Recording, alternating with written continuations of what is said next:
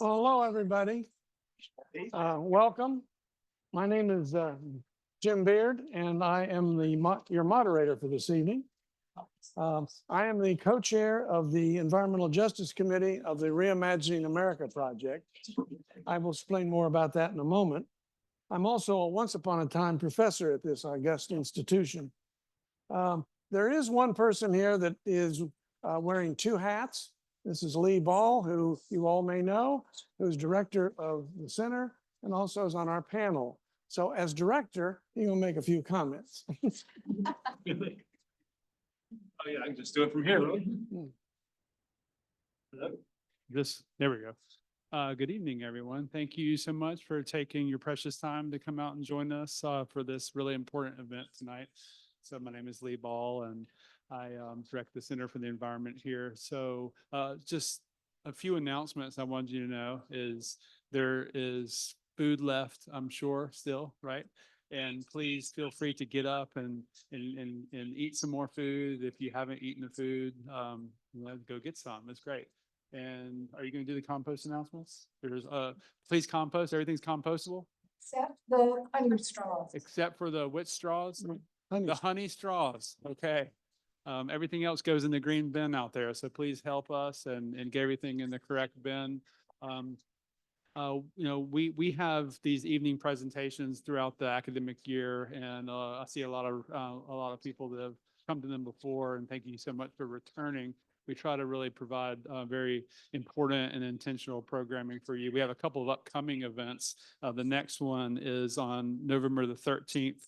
Craig Packer is called Facing the Future, the Challenges of 21st Century Lion Conservation. He is one of the world's most foremost lion researchers. So that will be fascinating.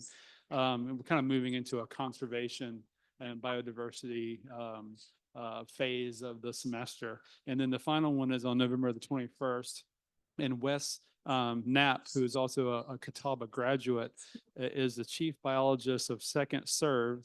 And his talk is called How Nature Serve Works to Slow the Sixth Math Extinction. So if you're interested in biodiversity and really helping with conservation, both of those will be extremely important. But we have a lot to discuss tonight. I want to welcome again, everybody, and I'll hand it back to you. Okay, thank you. And just a little bit of overview. I think you've probably read some about what we're doing here, but just to reemphasize it, we're dealing with the warming planet. Summers are hotter. Heat waves are more intense. They last longer. This evening, we want to look at what the effects of heat are on the population. Further, how does it affect some populations more than others? In particular, we want to look at the communities of color along with other disadvantaged communities. The sponsors, obviously, one of them is in the facility we're in, the Center for the Environment, and it's an important center within Catawba College, which has done important work on the environment over the years. The other sponsoring group is the Reimagine America Project, which you may or may not have heard of.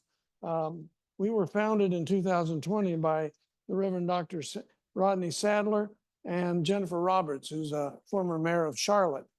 And they met together at a street protest over the George Floyd murder.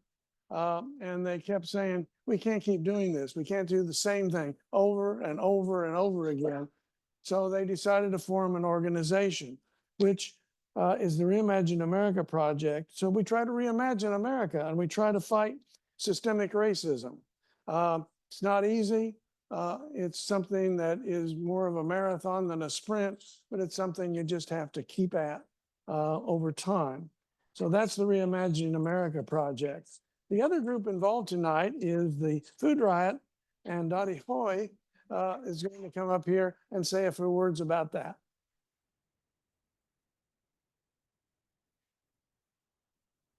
Thank you. I'm Dottie Hoy, and I'm a board member of our volunteer committee called the Bread Riot. Jim wants to make sure that we explain what Bread Riot means and where that name came from, right? Right. It is a little confusing. During the Civil War, the women of the community could not get access to food. There was food in the grocery stores, but the merchants would not sell it to them. So, being good, strong women, they picked up their shovels and their pitchforks and marched downtown, and they got lots of food, flour, everything that they wanted. So when this group was started, it was started by a group of women who finally said, you know, if we're going to make anything happen here, we're just going to do it ourselves. And so they named themselves the Bread Riot. Bread Riots, our mission is really easy. I can put it in a few little words. We get grants and donations. We give that money to farmers. We purchase our produce from the farmers, local farmers, and we give it to people. How hard is that? Well, it's harder than it looks. We have lots of volunteers who help us do things. We have 12 members on our board, and this is a working board. People work, including the people who made this food happen out here tonight. And I see Jessica over here. And where is Trish? And Trish is sitting right beside her. So they were our workers tonight. They came, our task was to find things that's local in season right now, which is hard to do. It is the middle of October. So they looked around, got really creative, and I know some of you really liked what there was to eat. During the summer, we pass out a lot of food to people in need. We go where the school buses deliver food for the children, and we have fresh fruits and vegetables beside them. And during the winter, we take produce to the schools to make sure that some children have a lot more to eat. I could go on and on, but he's going to make me stop. So there's some food left out there. Help yourself. Thank you very much, Dottie. At this point, we want to introduce our panelists. Down at the far end is Dr. Michelle Zuniga, Assistant Professor in the Department of Earth, Environmental, and Geographical Sciences at the University of Charlotte, where she studies heat islands, heat mapping, tree canopies, and the uneven effect of heat across communities. So welcome. Thank you. And next to her is the Reverend Janet Garner Mullins, who's a social activist and works with impacted people living in Charlotte. She will discuss her lived experience as well. Welcome to you also. Thank you. And next is Heather Kensel, who's Executive Director of the Rufty Home Senior Center. Kind of obviously, she's going to be discussing the effects of heat with the elderly. And so welcome to you. And finally, I don't have to welcome him because he's already here, but Dr. Lee Ball is the director of the Catawba College Center for the Environment. He will discuss tree canopies and related heat issues and make some observations about the climate related disaster in Western North Carolina and the importance of faith communities. So at this time, I will turn the floor over to Dr. Zuniga, who will give her presentation first. Hello? Oh, little, is this okay? Okay. Well, thank you very much for that introduction. It's an honor for me to be here. It's my first time actually here. I'll have to come back also to visit the downtown area. It looks like a beautiful city, beautiful town. So thank you very much for having me here. My name is Michelle Zuniga, and I'm an assistant professor of urban and community planning in the Department of Earth, Environmental, and Geographical Sciences at the University of North Carolina, Charlotte. So not too far away. And today I'm just going to share broadly about urban heat islands, but more specifically focus on a research project that I'm a part of. I'm actually a part of a team of researchers known as the Charlotte Heat Mappers, which you can see our logo here. And we just got started this year to study heat in the city of Charlotte. But before going into further what we've studied this summer, I wanted to start off by breaking down a little bit about the urban heat concern that we are seeing increasingly in cities across the US and the world. If you can switch the slide, please. So I'm sure all of us have different experiences with heat, whether we work outside on a long-term basis or it's just walking to the grocery store from your car. You experience the urban heat in so many different ways. But many people don't know that extreme heat is actually a deadly weather-related disaster. There's actually more deaths affiliated with extreme heat than any other natural disaster, including hurricanes and tornadoes. North Carolina specifically sees 4,000 emergency visits for heat-related illnesses each year during the heat season.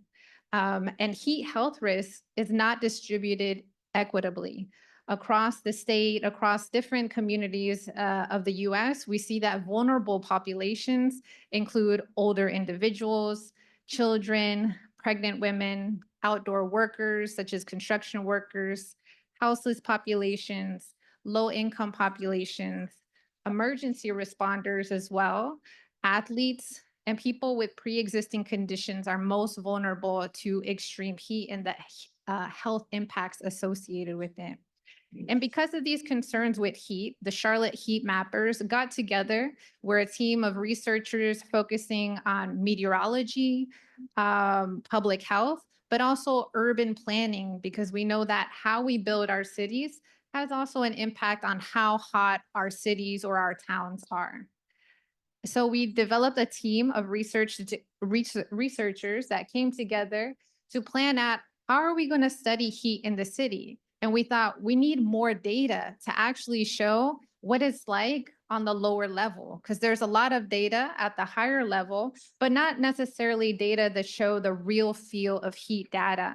And we think this data is very important for gathering and collecting so that we can influence future policy and that planners can develop targeted heat mitigation strategies. Next slide, please. So another term you may hear a lot of are urban heat islands. And what are urban heat islands? They are urban areas where temperatures are higher compared to surrounding regions.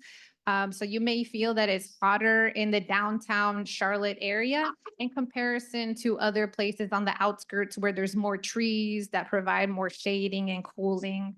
A lot of the urban heat islands that we have is attributed to all the concrete that we have in cities, such as the buildings, the roads, and other infrastructure that absorbs and releases the sun's heat more than natural landscapes such as forests and water bodies. And so because of that, it's important to think about our cities and how we are building them. I come to this work as an urban planner, so I'm thinking about, what different infrastructure we need. Of course, we need some roadways for the cars, some bikeways, sidewalks. A lot of that is concrete, but I also have to emphasize greenery, having more trees, more urban, more green space, more parks to help reduce the impact of heat in the city as well. In urban heat islands, we actually also see daytime temperatures in urban areas are typically 1 to 7 degrees warmer than in surrounding regions as well. Next slide, please.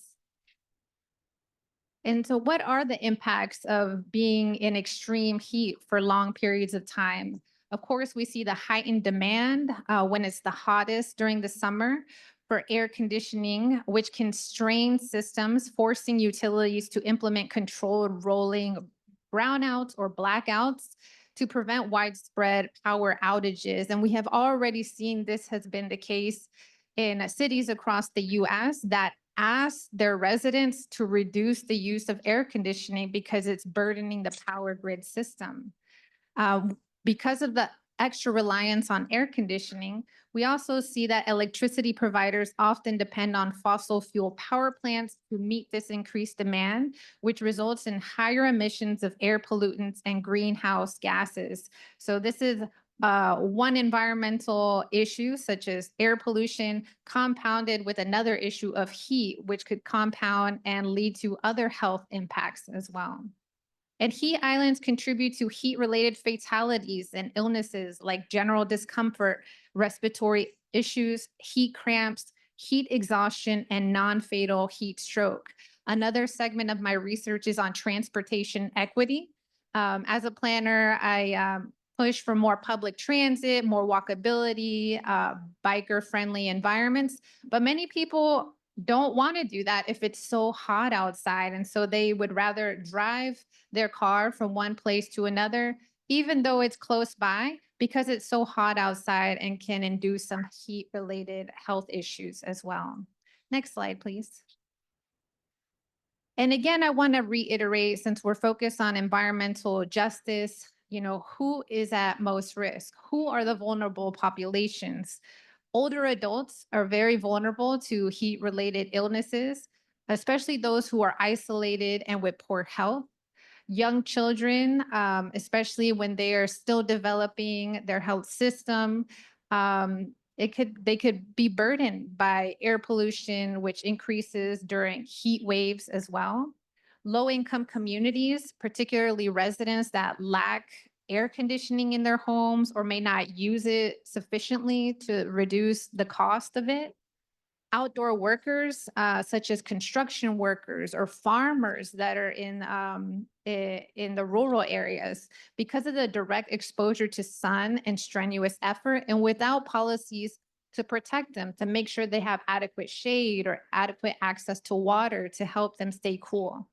Individuals with poor health, people with chronic conditions, disabilities, mobility challenges, diabetes, are at higher risk during heat waves. And there's additional groups such as persons who are incarcerated, people with pets who don't have access to cooling centers because they don't admit pets there, athletes, and people experiencing homelessness, especially those who seek to go to the park for some shade and to stay cool, but at the same time are being pushed out from those areas as well.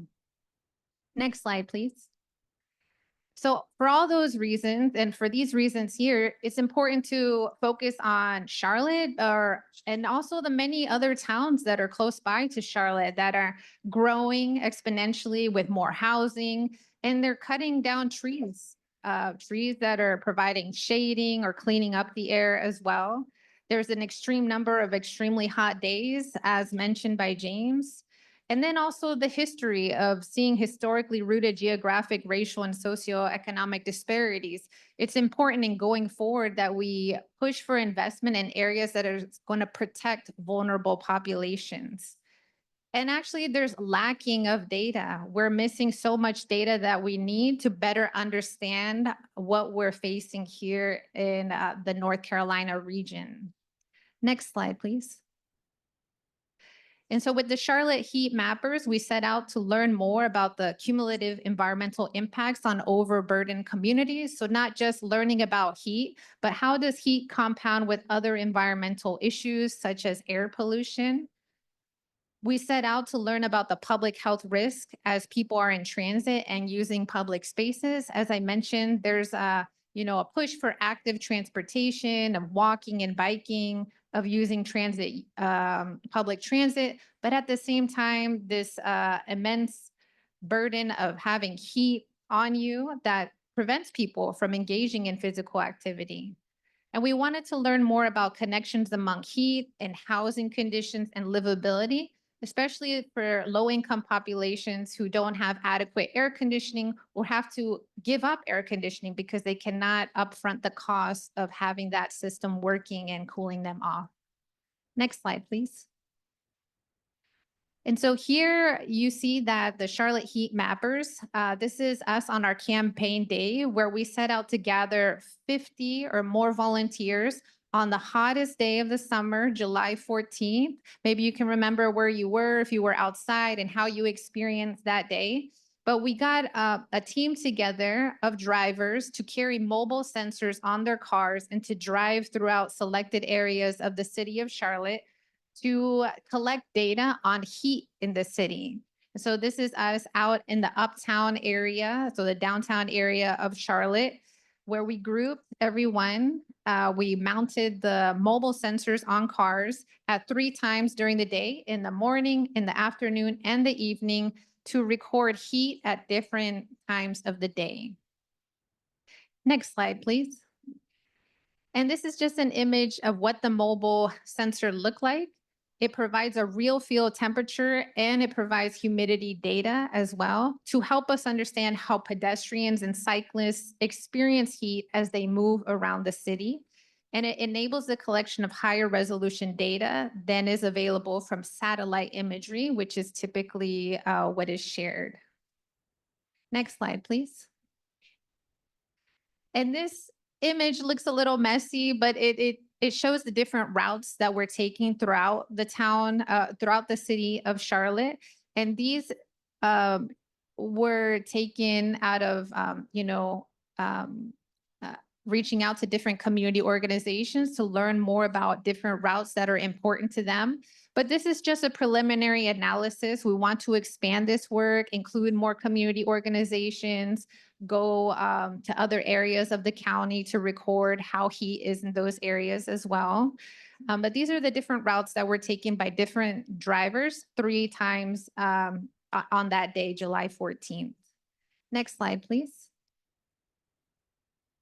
And so unfortunately, I don't have findings to share with you because the findings are still being analyzed. The report is still being developed. But I wanted to finalize by inviting you to another session in the future hosted by Sustain Charlotte to learn more about the process and also the findings as well, and develop action steps towards how can we mitigate the impacts of heat in our cities and towns of North Carolina.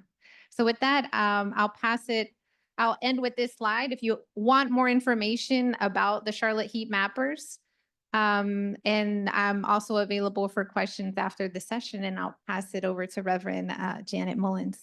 I'm going to have to admit a faux pas and interrupt you just briefly. I was supposed to say before your talk that there is a survey which we would like you to fill out and return before you leave.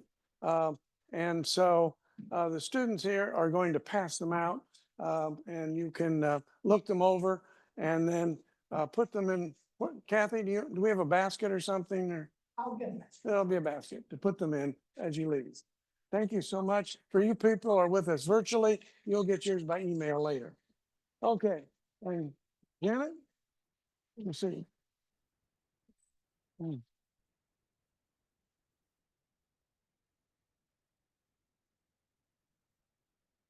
Good afternoon. My name is Reverend Janet Garner Mullins, and I'm a social and environmental justice advocate. I've been engaged in community service for over 20 years, focusing on social and environmental justice initiatives that aim to create a society that is fair and equitable, where everyone has equal rights, opportunities, and are treated regardless of the color of their skin, and can enjoy the same level of protection from the environment and hazardous health conditions and equal access to decision-making process to maintain a healthy environment in which they can live, work, and play. I serve on several committees. I serve with the Reimagine America Project on the Equal Justice or Environmental Justice Subcommittee. And these other boards, we work together as Reimagine America Project's Environmental Justice Board to inform and educate citizens on air quality problems and what they can do to solve those issues. What fuels my passion is my commitment to the belief that I'm helping to protect and preserve the earth and the ecosystems for individuals to survive, regardless of who they are, where they live, what they drive or not drive, or whether they're homeless or not. I look forward to discussing my lived experience as we share information and look for collaborative solutions to pressing social and environmental challenges. I live in Southwest Charlotte, which is an area that has a diverse population with significant African Americans and Hispanic communities, compared to what is called Uptown Charlotte, who has a higher percentage of white residents and a more diverse mixture of individuals than the urban setting. The areas of Southwest Charlotte have less tree canopy compared to more residential and suburban areas of the city. The impact on the Black and brown communities in specific zip codes are numerous, and I'll just share a few of those impacts with you. The social economic factors. The BIPOC community residents in Southwest Charlotte face these socioeconomic challenges that's exacerbated by heat. That include limited access to air conditioning, inadequate housing, and fewer resources to cope with extreme heat due to urbanization, resulting in whole areas of trees being cleared for apartment complexes and commercial businesses, and that causes some of the problems. Another issue is health disparities. Pre-existing health disparities, such as high rates of hypertension, diabetes, can make the BIPOC community more vulnerable to heat-related illnesses. There were 9 heat-related emergency department visits in 2023 by residents in Southwest Charlotte in zip code 28217. And then you have the environmental factors. Urban heat islands, which are those areas with higher temperatures due to human activity and infrastructure, can disproportionately affect communities and have disproportionately affected the communities in Southwest Charlotte. Because our communities may have less green space, and they do, more heat absorbing surfaces, and they do, and increasing exposure to heat, and they do. So what we want to do is come together to see this evening to talk about how we can mitigate those issues. So I'm eager to engage with the fellow panelists and the audience as we explore these important issues together. Thank you.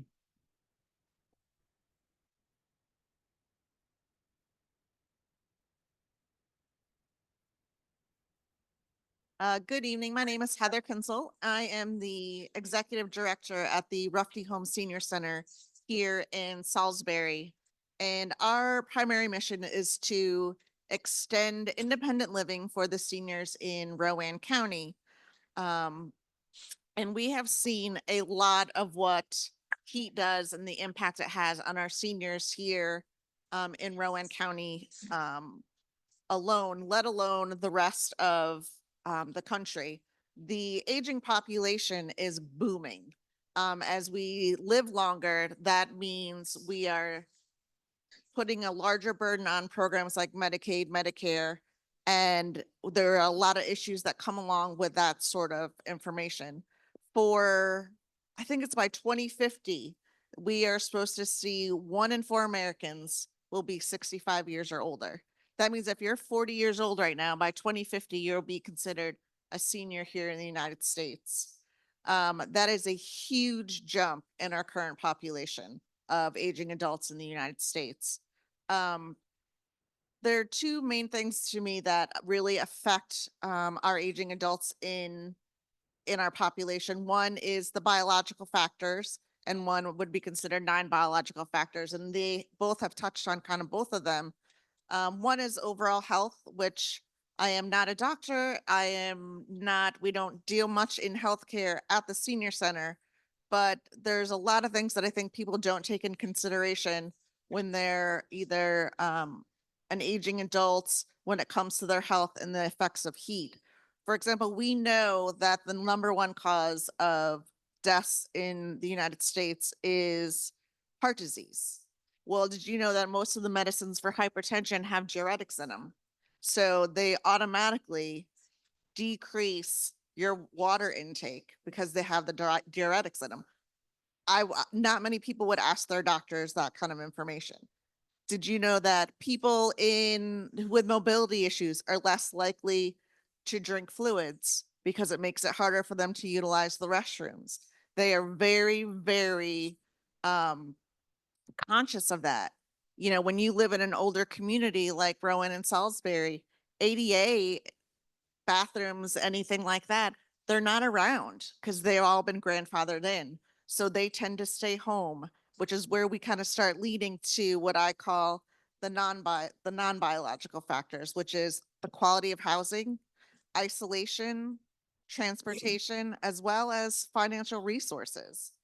Um, when we talk about housing and housing instabilities when it comes to our aging population, there are really two people you talk about, those who own their home and those who rent. Those who own their home, you think, oh, they're good, you know, they'll be fine. But in fact, you know, most of our aging population lives in the home they were raised their children in. Those homes tend to be older, which makes them less energy efficient. They don't have central air conditioning. They don't have the funding to put central air in. They are on limited resources from a funding standpoint. We've learned working at the senior center, the average check that our seniors get from Social Security is $1,300 a month. $1,300 a month. If you spend more than 30% of your salary on housing, it is considered cost burdened. So to run those air conditioning units, you know, 30%, that's less than $400 a month that you should be spending on housing as well, everyone in general, but as a senior. You put an air conditioner in your house, that's, you know, $30 may not seem a lot to a lot of us, but when your everyday budget is $1,300 a month, taxes are going up, heat is going up. I mean, you're pushing that air conditioner to its max. These are things that affect those in those homes. You know, we can go in and try to weatherize, we can go in and that sort of stuff, but if they're not going to run that air conditioning, then there's really not much that they can do because do they buy their medicine for hypertension? Do they pay their electricity and then their energy bill? Those are decisions that a lot of our low income seniors face on a daily basis. And as the heat goes up in our, you know, I think last year was the hottest summer on record. I don't think that this one's officially completed, but that is a large burden on their day-to-day financial, you know, being. And then on the flip side of that, you have those renters. We have a very, very bad problem with affordable senior housing. We have a huge problem with affordable housing in general, but specifically for our seniors. How are you going to find an apartment on less than $400 a month? Not only that, landlords are not required in the state of North Carolina to provide air conditioning in rental homes and rental properties. So these are all issues. I have a woman at the center right now that I'm trying to help get out of what I would call a very substandard apartment. It's one room. There's no air conditioning. There's no heat. There's mold on the walls because there's no air conditioning and there's no heat. We've talked about trying to call the city to report her landlord. She's got COPD, she's obese, she's got every risk that heat can affect her. And she's like, Heather, if we call and they come in and they condemn this property, where am I going to go? Because when we looked at housing in Rowan County, it's a 1 and 2 year wait. It's even longer for affordable housing. So that is, as our aging population grows and as, you know, heat is a more prevalent issue, if we don't get a grasp on it now for our seniors, it is going to be a huge issue. I read a article about the city of Phoenix. They had done a study on this. If the city of Phoenix has a 3-day rolling blackout, they will lose half of their elder population. Half of their elder population will be wiped out with a 3-day rolling blackout in one of the hottest times in that. That is a problem. And that's insane to me. This is who built our country. This is our grandparents. This is our mothers and our fathers that we're talking about. The second thing that we focus on a lot at the senior center is social isolation. Seniors with social isolation are less likely to go outside. They don't ask for help. If they do, again, probably don't have central air, central heat, or air conditioning. We do a lot of, we call congregate meal program. Meals on Wheels does a meal program. Those are not just feeding seniors. That is a Are You Okay program. That is going in to see if those seniors in the dead of summer, are you doing okay in here? Do you have food? Do you have water? Because we know as the summers are getting longer, they're getting hotter, and they're having huge effects on our elderly population. Um, it is one of our primary focuses right now is making sure they're fed, but making sure someone is checking on them on a regular basis. Because the heat, we're fortunate we don't have the extreme cold here, but we are getting more and more of that extreme heat. We can give them a fan. We have a heat relief program at the center, but all you're doing is blowing around hot air. But again, without those, those air conditioning units and things like that, it's more and more of a challenge for them. The other thing, and she touched on it a little bit, is transportation issues. Seniors, if you're isolated, you're not driving, you're not going to take public transportation. You may not know how to do it. But the other thing is, we are working really hard with Rowan County, with the city of Salisbury. We are purchasing a bus at the senior center to go out and pick up those seniors, especially we've talked a lot about the urban communities, but the rural seniors have just as many issues as they do in the urban communities. They can't get out. They don't have transportation. They don't have access to transportation to get to those areas. And because of that, if their power goes out or they don't have air conditioning, they have nowhere to go to get away from those, those hot days, those hot summer days. So that is one of our focuses as we go up. And what a lot of people may not know right now is the Older Americans Act of 1965 is up for reauthorization.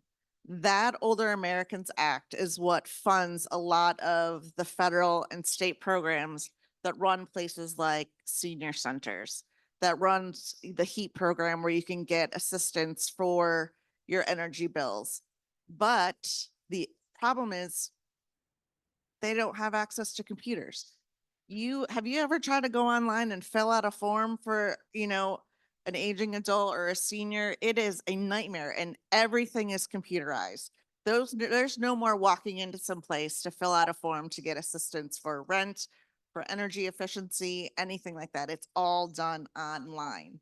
Our our adults and our populations that are lower income don't have the same access to Wi-Fi and the internet and things like that. And that all leads into what happens as their communities continue to get hotter and hotter. It's all one. We may not think about, oh, what does that have to do with the rising heat in the community? It has everything to do with in those lower income populations as well as our senior population. So I'm excited to be here. I know I rambled. I'm not a big statistic person. I like to share what I see, what I know, and what I hear from my participants at the center. And these are things that terrify them. So thank you for allowing me to speak today.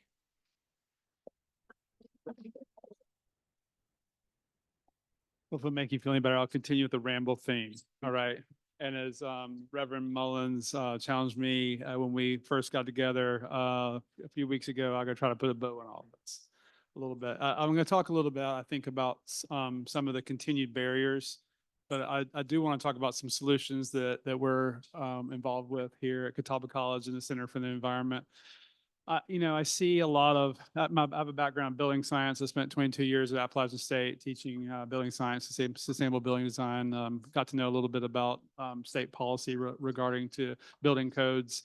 And the North Carolina Building Code is a really barrier for affordable housing, especially for envelope design and insulation requirements. I mean, you can have air conditioning, it doesn't mean you can afford to use it. And you can have heat, doesn't mean you can afford to use it. And so we can have, hyper insulated buildings, and we can have our heating and cooling systems really not have to work as hard as they do today. And so there's just countless stories of people that are, running baseboard heat in the winter, even in a mild climate like, like the Southeast, and they can't afford their heating bill, so they don't use it. And it's a real risk for elderly communities and really for anyone, it's unhealthy to be, too hot or too cold. And so our statewide building code is a real barrier, and our statewide building code is stuck in 2009. And so we really need to, how do you fix that? We have a code council that is beholden to our legislature. So another reason to vote. We have lots of reasons to vote, always, right? And hopefully people are getting out there and participating in your right to vote. But that's another reason to vote, because we need to change our building codes. Also, there are a lot of incentives out there. There are federal incentives, state incentives, utility incentives to make our homes more energy efficient, so that they're more resilient for the occupants. That does not necessarily help the people that are renting. So the people that are renting these homes are they have a landlord that is not necessarily utilizing a federal tax credit or a state tax credit or a utility rebate or all the myriad of incentives that are out there. And so again, we need to work as communities to educate the people that have many properties and really encourage them in any way we can to take advantage of the incentives that are out there, so they can insulate and air seal and upgrade their heating and cooling systems, and also decarbonize, get away from natural gas. And it's safer. You're not going to have carbon monoxide issues in these buildings, because that's another issue. You have these old homes, people renting homes, and there's essentially no inspections. And thanks for all of your work, all three of you, to really shed light on all these issues. I grew up in Eastern North Carolina, spent most of my adult life in Western North Carolina with little episodes in New Mexico and Minnesota, but mostly in Asheville and Boone area. And our daughter is a literal climate refugee. She was second year at UNC Asheville, and she is living out of her suitcase right now, just trying to wait for online classes to start next week, and doesn't really exactly know where she's going to be, kind of bouncing around, and she left town in such a hurry that she left her purse, and so a week and a half later we went back. And so I was able to witness, we were allowed to go back. We were allowed to go in there, and Asheville is, for those of you that have been there, it's trying to function. And it's gonna be a long, long, long time before it is gonna look anything like the Asheville that we all know and love. And so what struck me, other than all the mud in the low-lying areas, were the trees that were down. And so the canopies, the canopy in the city of Asheville and Buncombe County and many places in Western North Carolina have been disrupted, and they're not going. This is not going to be replaced anytime soon. And as you can imagine, I remember when you remember about Hugo really well. I remember going to Charlotte the next day and seeing all the trees down, after that storm. And I guarantee you that the many trees in Uptown were planted again, and many trees in the black and brown communities probably weren't. And so we have opportunities to support our canopies and to help with the heat island issues in our communities. Trees for us, thinking about the Center for the Environment, the work that we do, people ask me, what do I do for a living? And I say, my goal is just to help people and places. We want to help, people that live in the places. And we want to support all the different, the biodiversity within these places. And for me, as my background's in biology and natural science, and then I kind of got into the built environment, the nature is a powerful thing for us to learn from. Nature has 3.8 billion years worth of wisdom for us to draw from. And so, how can we use nature to help with a lot of these issues? Now, these are very complex problems that you've been hearing about, and planting a tree is not going to solve them all. But I will just reference a couple of things that we're doing here at Catawba College and the Center for the Environment. We have one initiative in the Center for the Environment called NC Clean Future. And a part of that is to help faith-based communities understand how they can take advantage of the Inflation Reduction Act and some of the other some of the federal incentives that are available to them. There are incentives available for renewable energy systems, but I think more importantly, there are incentives available for heating, really high efficiency heating and air conditioning systems. It's our faith-based, many of our faith-based organizations around, our country and the world for that matter, are, take care of our communities. They're sanctuaries in a true sense. People come there for refuge. People come there for, for community. And, and many of them are struggling because they can't afford to pay their own bills. Those big voluminous spaces are really expensive to heat and cool.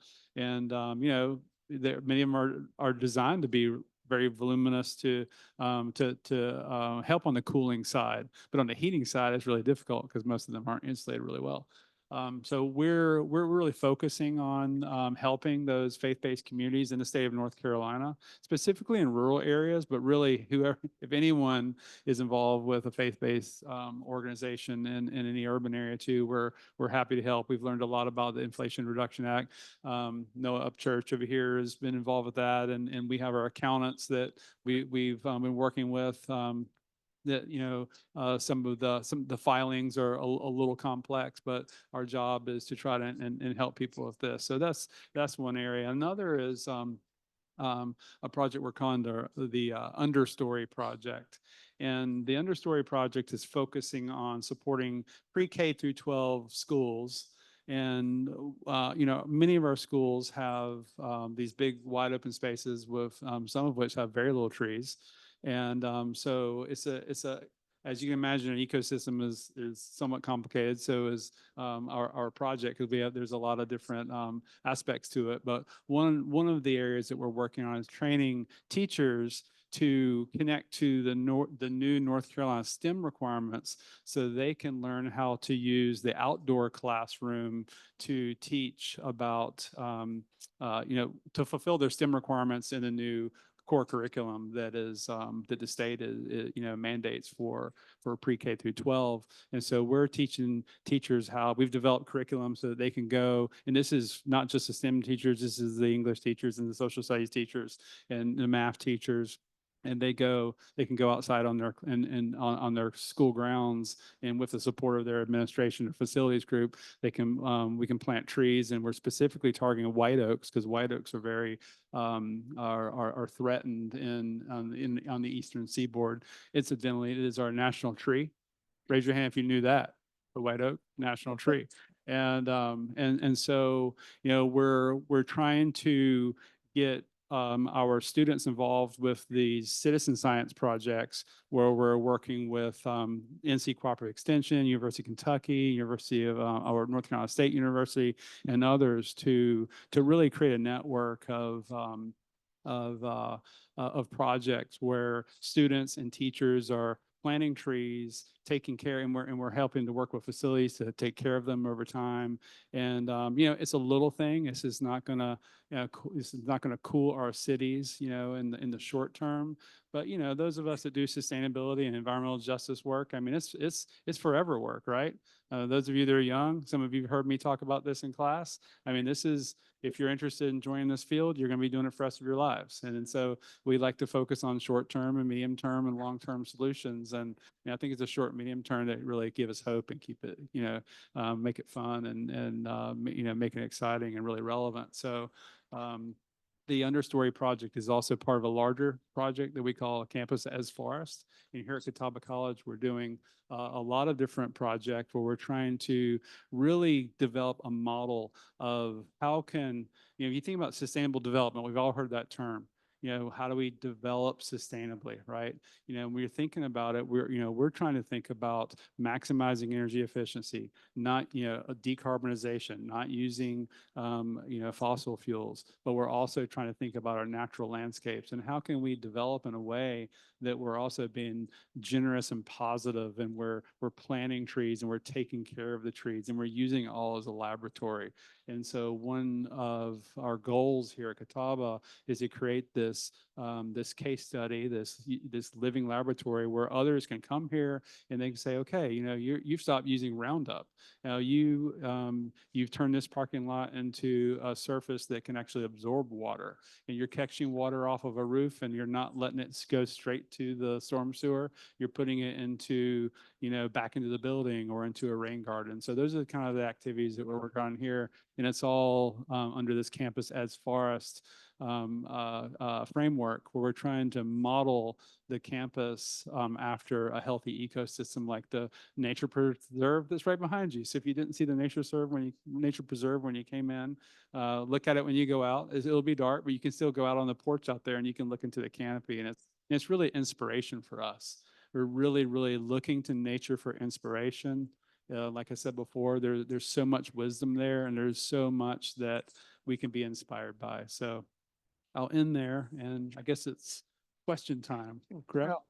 Well, At this point, before we go For to you? questions, does anybody on the panel have anything they'd like to add before we go to questions?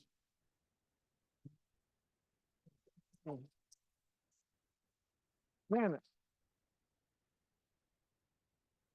As we get ready to go to questions, I wanted to share a couple of things with you, let you all know what's going on in Charlotte as it relates to tree canopy. The city of Charlotte is working to increase tree canopy, specifically from the conservation and preservation perspective. And the Charlotte City Planning Department is looking at acquiring some land in the underserved communities of the 28208 and 28217 as part of their tree canopy preservation program. And there's a fund that they have to purchase properties, so that they're looking at purchasing 11 parcels of land where properties that have trees that are in the way, according to some developers, for them to tear it down and put apartments there, where the city is planning on purchasing those properties to maintain the canopy and to control that property. And those census tracts are in the predominantly BIPOC communities. And so the city has a canopy care program, which is working with homeowners to preserve trees on their individual properties. And this funding is to help maintain those trees for those individuals. And a lot of those individuals, as Heather has alluded to, are seniors. So I wanted to let you know about that as relate to what Charlotte is doing. But I want to leave you with a couple of things as relate to social justice and advocacy and trees, and looking at how we as a community can do better.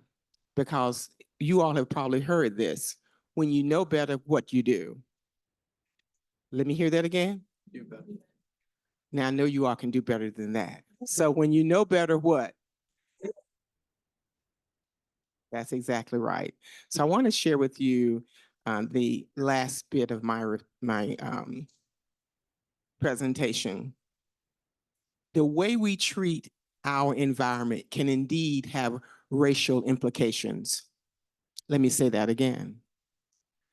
The way we treat our environment can indeed have racial implications, often referred to as environmental racism. This term describes how marginalized communities, particularly those inhabited by racial and ethnic minorities, are disproportionately burdened with environmental hazards and lack the environmental benefits and access. These communities may face issues like higher exposure to pollution, inadequate green spaces, and insufficient infrastructure to mitigate climate-related impacts. Some of the factors contributing to environmental racism is historical zoning and planning. A lot of times cities will plan for the minority communities to be situated in less desirable areas, often near industrial zones and pollution resources. Another factor contributing to environmental racism is unequal access to resources. Minority communities a lot of times don't have access to those resources. They have limited accesses to mitigate those environmental issues, such as parks, green spaces, and public services. Another would be political and economic marginalizations. These communities have less political clout to influence decisions affecting their environment and may face economic barriers of moving. The effects of climate change due to fossil fuels by far are the largest contributor to global warming. Climate change is resulting in excessive flooding, as we've seen in Western North Carolina, where in North Carolina has been 224 deaths and 98 in North Carolina. So, what are the recommendations? Well, I'm glad you asked. Community programming, initiatives to provide cooling stations, distributing fans or air conditioners can mitigate these problems. Public health campaigns, educating residents about the signs of heat-related illnesses. Policy interventions, addressing systemic issues as housing, access to health care can reduce the vulnerability to heat. And as always, wherever I go across the country, I always leave you all with a call to action. What are you going to do? You've heard a lot of information. You've heard the racial overtones and implications. So what are you going to do about it? Call to actions for communities lacking the tree canopy and air conditioning. Well, the first thing you want to consider is community engagement and advocacy. Bringing people together with great minds to go to their local governments and request resources. This can include forming coalitions or partnering with nonprofit organizations focused on environmental justice. And then there's another thing you can do is have these, what they call planting initiatives, encouraging the local government to plant trees. They tear the trees down, so why can't you tell them to plant a tree? Ask the local government, your city council and county commissioners, well, you tore down 15 trees over there on A Street. Are you going to put 15 trees back on B Street? Or are you just going to let them tear the trees down and think it's okay? Ask them to clean up those green spaces and improve air quality and reduce heat. And then there are cooling stations. On my way up here, I was talking to my family as we were coming up here, and we were talking about cooling stations. Years ago, and sometimes frequently, Charlotte has had these cooling stations, but they're not all the time. They're infrequent. There's no consistency in these cooling stations. So maybe in 2021, they had 10 cooling stations. In 2022, they had 0 cooling stations. In 2023, they had 3. And in 2024, we have 0. So the inconsistency of that. So you want to push for policy changes, push for planning and development policies that prioritize equitable distribution of environmental resources as tree planting. Then, of course, there's education. We're here on the campus where you all are getting that right now, education. And hopefully that education will do 3 things: inform, empower, and cause you to act. Members of the community are impacted by heat exposure, and when they know what to do and you give them the resources, then they can act. But if they don't know, and when you don't know what you don't know, you cannot act. You cannot act for yourself. You cannot act for anyone else because you don't know. But once you are aware and you know, then you have 2 responsibilities. One, to each one, reach one, and each one, teach one, and make sure, yes, what you're doing for you is important, but don't be selfish. So we know that addressing these issues require a multifaceted approach involving community, activism, and local government participating for policy reforms and fair distribution of environmental benefits. Thank you for your time and your attention. Okay, I'm sure many of you have questions, and that was the idea of this portion this evening. There are, Kathy is going to be moving around with a microphone. So if you have a question, put your hand up, she'll hand you the microphone. Brief introduction, and then address the question either to one of the panelists or to the whole panel, and whoever wants can answer it. For the post people who are on here virtually, we're going to use Q&A or the chat. Okay, put your questions in the chat and they'll get to me eventually somehow. So it's open for questions. I speak pretty loud. People won't get, you need that.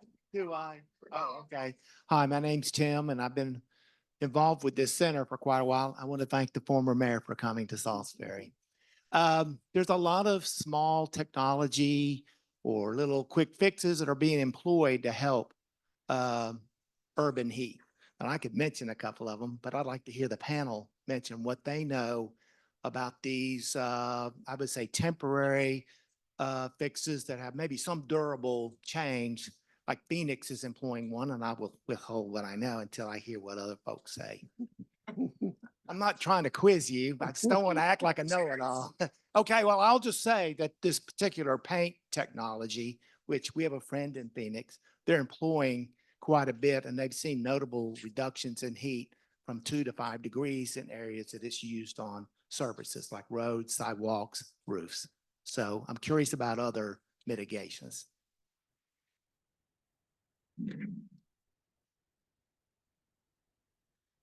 As I mentioned earlier, that Charlotte has been having these temporary cooling stations.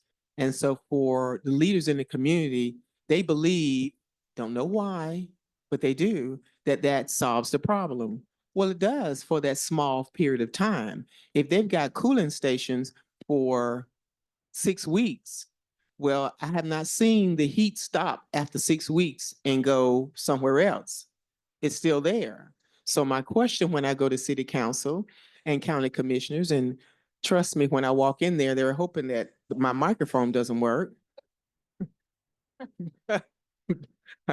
But I asked the question, you're going to close down the cooling stations in 2 weeks. So what's going to happen to those homeless people and those mothers with children that are out there in 100-degree temperature? Where are they going? And they're looking at me like I have 3 heads and you could hear crickets, and they're asking or saying, Reverend, let me get back to you on that. And there are people behind me saying, no, we want to hear the answer now. So I have seen that sometimes they've pushed those times out from 6 weeks to a whopping 12 weeks, whoopoo, or a month or 3 months. My question was to them, why can't it be 12 months? Why can't, when it starts in April and go all the way to December, to have whenever there's a heat, we have a cooling station, not sporadically? Well, to date, that has not been answered. But guess what? I'm going to be coming back down there again. They're going to see me again. When it gets hot, I'm going to go down there and ask, are we having cooling stations this year? And they're probably going to scratch their heads and roll their eyes up in the sky and say yes or no. But if they say no, then my question is going to be, why? People are dying. Elderly people are dying in their homes because they have no air conditioning. The homeless people are dying because there's nowhere to go. So to answer your question, there is a temporary mitigation, but nothing permanent. Anyone else? Yeah, I'll reiterate that there are a lot of different ways you can throw building science at the problem with, different types of paints, Energy Star roofs, envelope upgrades with insulation or ceiling, and, some of which are very affordable, some of which, you can do with, tens, maybe hundreds of dollars, but you quickly get into the thousands of dollars, area with upgrading, units. And I mean, just even have a technician come out to, to look at a unit is just out of reach for a lot of people. And so the challenges are just much more systemic, but, certainly there are many things that we could all be doing. Those of us that have means to prepare for a really hot summer or a really cold winter, but a lot of it's just kind of short-term stopgaps. And I just wanted to add that in terms of innovation, and since some of my research looks at transportation equity, I've heard countless stories of residents who have to depend on the public transit system, but they do so so uncomfortably. For example, waiting outside long hours for the bus to come in the hot sun. And with that, there's no bus shelter. So there are one step would be to provide a shelter. Another would be to have the shelter have adequate shading. And an innovative approach would be to look into more bus shelters that actually have a shade that tilts with the sun, because there's some bus shelters that we have just stay in place, and there's some bus shelters with glass. So the sun just reflects right through, still beaming the person with the hot sun, but there's increased technology where the shading actually will tilt with the sun, so it can help protect the resident, the public transit rider. And so thank you for sharing your example. I believe the city of Raleigh has also done a pilot project testing out the painting of the roadways, but there's also painting the roofs white as well to make sure that they don't heat up the building so much. But on the flip side, unfortunately, we do see a lot of buildings that are being painted black, which also absorbs a lot more of the sun's rays, making that area heat up a lot more too. So while there are some innovative aspects out there that we can learn from other cities, unfortunately, we have to look at what we're doing, what is not going right, and change those to, just basic steps of providing a bus shelter. Then we can look into the innovative approaches as well. Okay, we're gonna kind of take turns. We've got a question from the virtual crowd. And this question, I guess, is for anybody on the panel. Is crime related to heat?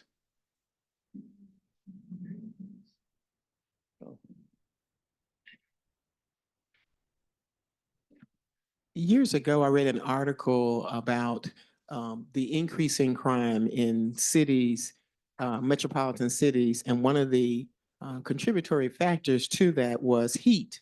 That some persons who would become overheated, that overheating of their body also have some impact on their attitude and their responses to things happening with them. I read in the article where a young man was taken to jail because he beat an elderly person because the elderly person was in line at the grocery store and taking too long to go through the checkout. And he got late going to work because he was behind this person. And when he got out there to the parking lot, the person was trogging along with their cart, and he just snapped and ran over him. Didn't kill him, but maimed him. And so when they finally did the survey, he said, I was hot and bothered. And so an additional pages in the article talked about how heat impacts the mental status of persons who sometimes can be already on the edge. And with the heat, it just pushes them on over the edge, and before they know it, they can become violent. And then sometimes there have been crime, people breaking into businesses to steal air conditioners. And so, yes, heat and mindset and crime are strange bedfellows. Anyone else on that? Okay, I believe a microphone got sent right there. First of all, by the way, I'm Jennifer Roberts. Thank you all for what you're doing, and education is so, so important. And absolutely, not just Phoenix, but Los Angeles is doing cool roofs and cool pavement. Chicago has done the green roofs and that sort of thing. And it is related to crime. There have been communities that have started community gardens. We haven't talked about gardens yet. But not only do they bring green, which helps with oxygen and cooling, et cetera, but they provide a place where people can meet together and build that sense of community. And so they've actually done studies that show community gardens reduce crime.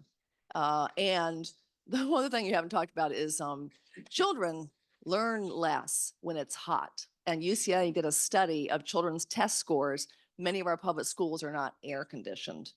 And so that is a real challenge as well. But my question is, the other thing I've seen in other cities and in the US and abroad is the use of trellises and trees take a long time to grow, but you can do these simple infrastructure over a sidewalk. You can either put vines or you can put, wood or whatever to shade sidewalks, to shade plazas, et cetera. I don't see it happening enough here. And I've seen it all over in other places. And I wonder, is there a building code that's an issue, or is it just that we are not requiring people to do that, or do we just need to advocate more? It's not it's not a code issue for sure. Our Bell Tower Green here, has an example of this, and it's not completely grown out yet, right? But it will eventually. And if you haven't been down there to downtown, you can see that it's quite stunning. But I mean, that's a terrific idea, and it's something that we've thought about with a couple of our new projects here on campus. Because you're so right. I mean, how can you accelerate this? Because to plant a white oak, for us all to commune under the white oak, when it has this big sprawling canopy, it's gonna, I won't see that probably. And, but, we do plant for the future. But, can we activate it, amplify it in other ways? That's a terrific idea.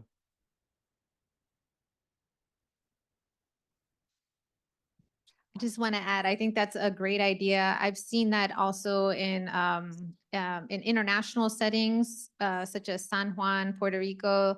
They have one of their main streets covered in umbrellas to provide shading. Same with other cities that I've been to, and I think it's a form of advocacy too, that we have to push for things like that. I can see the arts community getting together to also think about innovative ways to provide shading in cities. I think a challenge perhaps is that some of our roadways are just so large, at least when we think about the city of Charlotte, city of Salisbury, and look at some of those projects like that provide shading, like the example that I shared in Puerto Rico, is on a roadway that is small. It's a historical road, so it's smaller, it's walkable as well. So I think there's a need for researching what areas would be suitable to have similar projects like umbrellas above, or like vines with natural, with plants to provide some shading. That could be an area of future research to look on a smaller level, like campuses, look at the campus here, or perhaps, UNC Charlotte, where can that be appropriate? And then at the city level too, to see where are areas that are adequate. I know also in Denver, Colorado, they have some alleys that they have, so they're smaller. And the city is working with the arts division to think about ways to, provide artwork in those alleys. So what are ways that we can provide shading in those alleys too, that foster walkability, and just provide a place where people can get out and feel safe, feel protected from the harsh heat as well. Build on Michelle's comments here on campus. If you have a chance to walk around, we have multiple picnic shelters that are shaded, but they're also solar picnic shelters, so you can charge your stuff. And how many we have, Noah? Seven. They're all spread out through campus. Now they're expensive, and so I think in a municipal area, someone's not going to buy that, be able to afford to put it in their house, but the municipality can put it in a park, and they can put it, in these really key areas, so people can plug in, because we all get really frustrated when we can't find a place to, to charge, and that's a real community benefit to be able to charge. And what better way to charge with the sun? We also have a couple of solar canopies that you can park your cars under, and those are becoming a lot more affordable. Again, not for us individually necessarily, but municipalities can, businesses can do this and provide a cooler place for your car to be, because we all know what it's like to get in the oven of our car. And I mean, and it's dangerous, I would imagine, for a lot of people to hop in a car that's 120, 30 degrees. So. We have a virtual question here. This is for Janet. Why do you think the policymakers are so reluctant to having cooling stations consistently throughout the summer? Well, I don't have my crystal ball with me today, but I will assume that they're looking at it from a standpoint of economics. A lot of times cities will have the mindset, we're going to put programs before people. We're going to put making money before people. So I would say that it would probably be relating to the economics, why it's not all year long. I have not asked that question of city council, and they probably don't want me to even ask that question. But I would say it was probably an economic decision. Okay, question here. Yeah, microphone. Right, thank you. Hi, my name is Hestia, and I'm a student here at Catawba, and I study recreational therapy, which means I'm very inclined and enthusiastic to ask about all this like stuff about environmental justice, heat, through a focus on disability. I know that Heather emphasized that a lot with aging populations, but I also think a lot about different types of disabled communities. I want to elaborate a little bit on, I think the former mayor? Yeah, the former mayor's mention about how like kids don't really learn in the heat. You're right. Kids don't play in the heat either. There's many a moment when I'm currently volunteering at Partners in Learning, and there's a number of days where a lot of the ABA clinicians, the behavioral technicians, will say that like today is just way too hot to be having the kids out here for this long, and we may only be here for about like 20, 30 minutes before we have to like bring the kids inside. And when you think about people with autism spectrum disorder, there are some people who have communication difficulties, whether it be like a restricted vocabulary difficulty producing speech or just being nonverbal altogether. So we have to think about like, how do we like both meet their needs but also know their needs? How do we know that they're like suffering from the heat? How do we know like how to adequately care for them in the heat? But you also have like not just with disabilities and communication, you also have like English not being somebody's first language. A brief tangent: when I went to Guatemala for about a month, I spent one day at a beach in like the southern area of the country. It was littered with garbage, but we still tried to make use of it because otherwise there aren't any other recreational spaces on the coast, because you know the beach is kind of like the main thing. So when I think about these two different demographics, I have to wonder, just like from anyone's perspective on the panel, like what types of initiatives do you think are needed to try and reach people who may have like difficulties or like road bumps in communicating with about this whole matter of like excess heat and like resources for heat?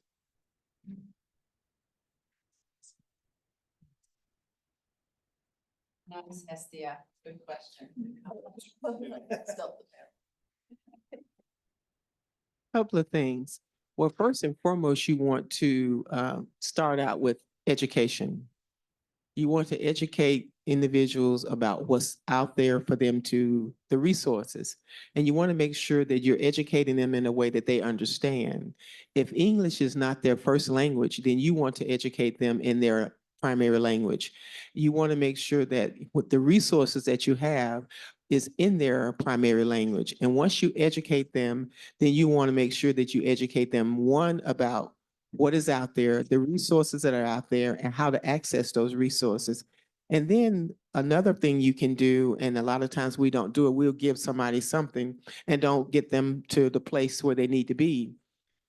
Take the time and take them to the place.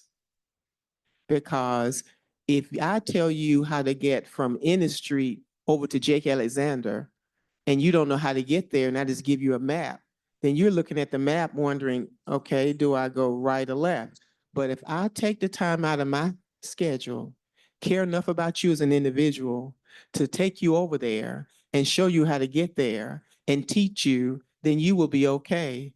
And this is not the church, but it's a biblical scripture. When you teach a person to fish, they will never go hungry.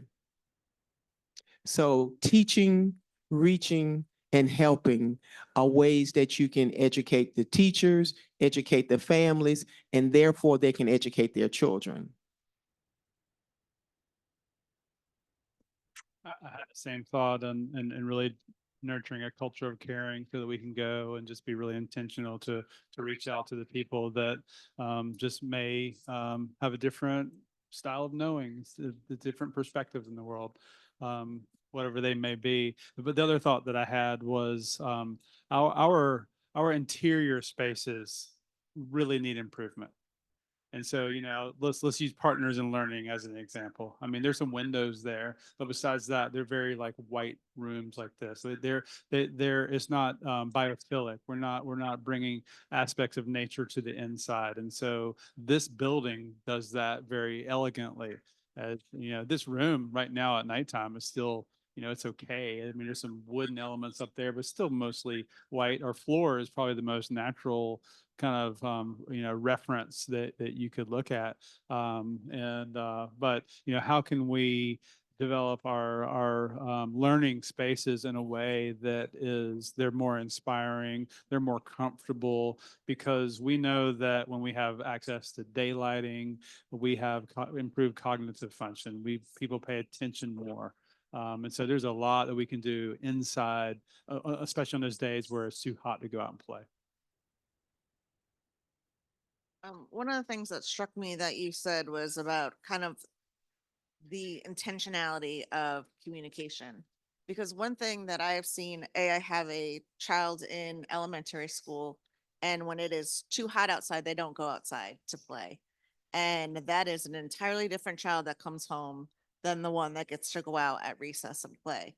But the other thing about, intentional communication and education is what I've learned working at the senior center is I've gone to some of our congregate sites to talk to people and educate them or hand them a survey like, what would you like to see? What would you like, as we're partnering potentially with the city of Salisbury to build a new Parks and Rec center and senior center. I realized out of probably the 20 people that I spoke to in that congregate meal site, I bet 70% of them didn't know how to read. So I realized I can hand out all the pamphlets to our aging adults in Rowan County I want if they aren't able to understand what I'm reading. And it took me a minute to realize that they didn't read, to sit down and read with them, read out loud and not point anyone out. But I think very intentional communication is such an easy, not easy, but if we really think about how to do that, I have a child that communicates differently and I can't yell at him. I have to teach him, I have to motivate him in other ways than say an atypical child. He is not typical whatsoever. So I have learned the patience that it takes to be intentionally communicative with him, as well as we make assumptions when we talk to people. We make assumptions that they understand what we're saying, that they understand what they're reading. And I think that is something that as a community, just listen. We tend to hear, but we don't listen. And that's what we really need to do better for them, for those with disabilities, for those with communicative issues, is listen to their families, listen to them, and truly understand what it's going to take to educate them on their needs. Okay. We got a question from the virtual space. It said, is it more cost effective to take a preventative approach and fund central air, plantings, et cetera, instead of letting things get progressively worse for people? Could you repeat that? Is it more cost effective to take a preventative approach and fund central air, plantings, et cetera, instead of letting things progressively get worse for people?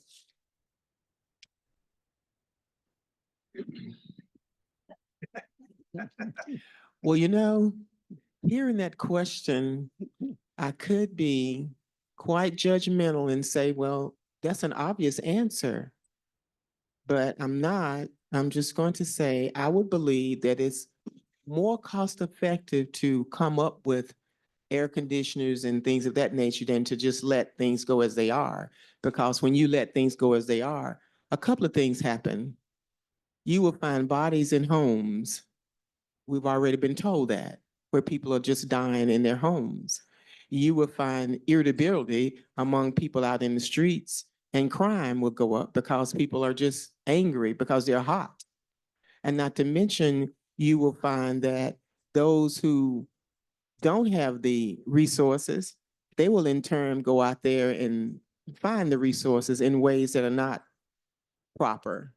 So the bottom line is, it is more advantageous, I do believe, to go ahead and fix the problem, get out ahead of it and fix it. Because the longer you let the problem fester, it becomes something that you can't take care of.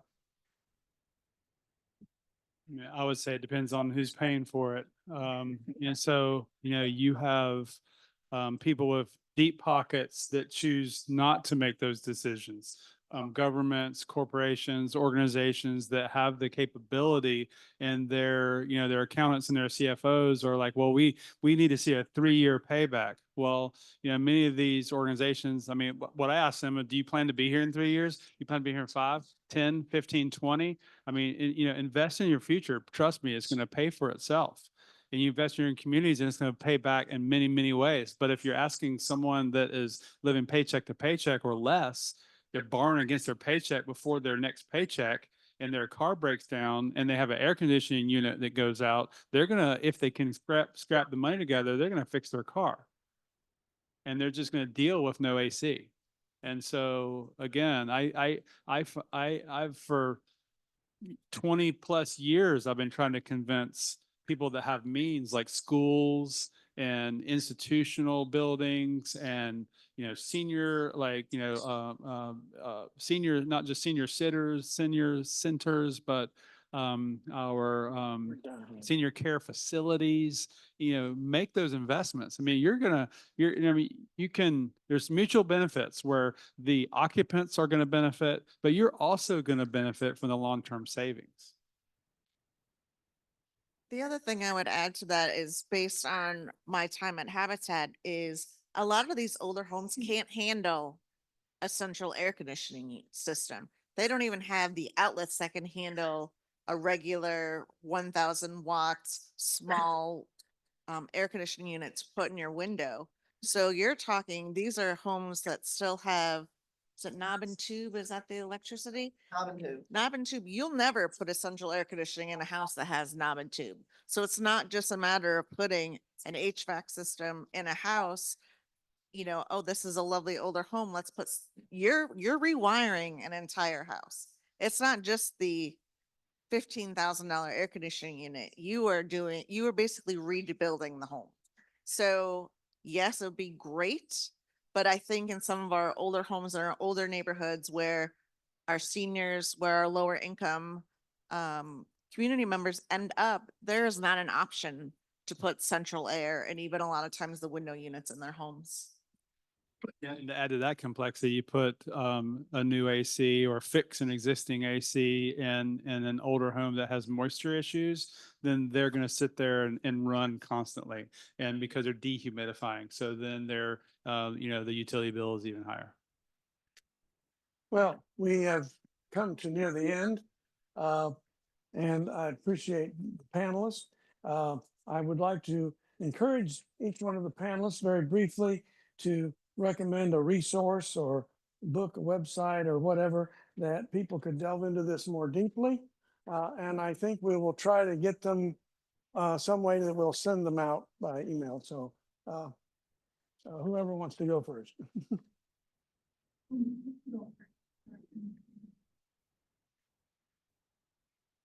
I just want to remind you all that on November 21st, we're going to have an event in partnership with between the Charlotte Heat Mappers and Sustain Charlotte to talk more about these similar issues that we've been discussing, but also to reveal the findings of what we collected as part of the heat mapping campaign, to learn more about where the communities are most impacted and what vulnerable populations are most impacted in the city of Charlotte as well. So I invite you all to be a part of that as well. You can definitely meet with me afterwards if you want to scan the QR code to learn more about about the work that the Charlotte Heat Mappers do as well. I think if you are looking toward our aging population, the most obvious place would be the National Council on Aging website. They are they're policymakers. They have all the information you need on what is happening in the aging community. You can learn more about the Older Americans Act, and as well as resources and grants that are available to help a lot of our aging communities in the area. if you're in Charlotte or nearby, there are several organizations that can help out with air quality, such as Clean Air NC. And then the Mecklenburg County Board of County Commissioners has a committee called the Air Quality Commission. And they also have other organizations in the city that will be able to help out with air. And then, of course, the Charlotte Tree Canopy that is being formed right now. So those are a couple of places that you can reach out to: Clean Air NC, Sustain Charlotte, and Mecklenburg County Air Quality Commission, to look at how you can mitigate air impurities, toxins, and also the Charlotte Mecklenburg County Tree Canopy. So those are areas and places and spaces that you can reach out to and get information. I would say if anyone knows anyone that would benefit from low-income weatherization, there are low-income weatherization programs all over the country, and they're pretty easy to find in your local area, depending on who would need that.